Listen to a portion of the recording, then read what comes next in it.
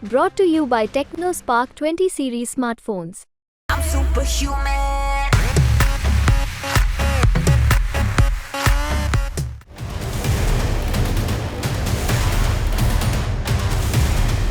लोकसभा चुनाव के पहले चरण के लिए 19 अप्रैल को मतदान होगा। पहले चरण में 21 राज्यों की 102 सीटों पर वोट डाले जाएंगे।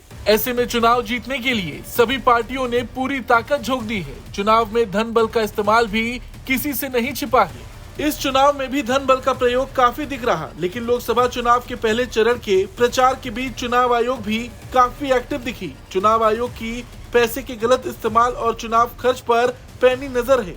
वहीं इस लोकसभा चुनाव में अवैध धन, शराब और दूसरी चीजों की जब्ती का रिकॉर्ड बन गया है। चुनाव की घोषणा से अब तक चुनाव आयोग ने 4,650 करोड़ रुपए जब्त किए हैं। इनमें धन और सामान दोनों शामिल हैं। लोकसभा चुनाव के शुरुआती दौर में जो भी चीजें जब्त की गईं, वो 2019 लोकसभा चुनाव के मुकाबले कहीं ज्यादा है।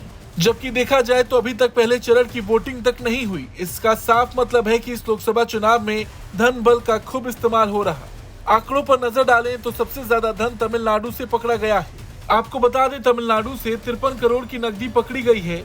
वहीं तेलंगाना में 49 करोड़, महाराष्ट्र में 40 करोड़, कर्नाटक और राजस्थान में 35 करोड़ रुपए से ज्यादा पैसे बरामद किए गए हैं। इस बार लोकसभा चुनाव में अब तक 395 करोड़ रुपए नकद पकड़े जा चुके हैं, जबकि 2019 में कुल 844 करोड़ रुपए की जब्ती हुई थी।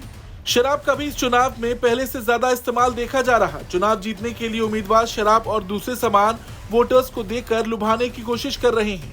इस लोकसभा चुनाव में 490 करोड़ की शराब अब तक पकड़ी जा चुकी है, जबकि 2019 के लोकसभा चुनाव में 304 करोड़ रुपए की शराब पकड़ी गई थी। इस लोकसभा चुनाव में 2068 करोड़ की ड्रग्स पकड़ी गई है, जबकि पिछले लोकसभा चुनाव में 1280 करोड़ की ड्रग्स पकड़ी गई थी। अब देखा जाए तो जिस रफ्तार से इस लोकसभा चुनाव में पैसे और शराब जब्त किए जा रहे, इससे अंदाजा लगाया जा सकता है कि चुनाव आयोग कितनी ज्यादा एक्टिव है। आपका चुनाव आयोग को लेकर क्या कुछ कहना है, कमेंट करके जरूर बताएं। ब्यूरो रिपोर्ट, भारत तक।